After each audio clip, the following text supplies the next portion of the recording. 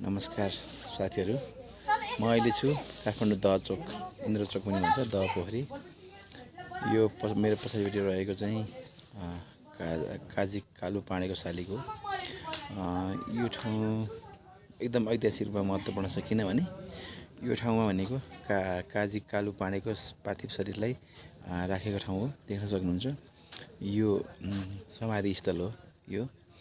यो समाधिस्थलमा कालु पाँडेको शहीद लासलाई ल्याएर यहाँ राखिएको छ।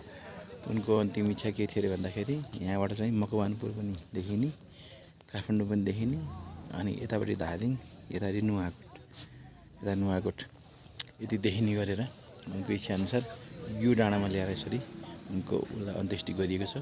किर्तिपुरको भाजङ्गलमा उनको मृत्यु भएको हो, लड्ने बेलामा, त्यो बेलाको काठमाडौँसँग लड्ने बेलामा। देख्न सक्नुहुन्छ उनको यो शालिग रहेको छ। यो ऐतिहासिक ठाउँ तपाईँले पनि घुम्नुहोस्, आफ्नो इतिहासहरू हेर्नुहोस्, इतिहासलाई बुझ्नुहोस् हैन। म त आएँ, हजुर पनि आउनु है त। Thank you.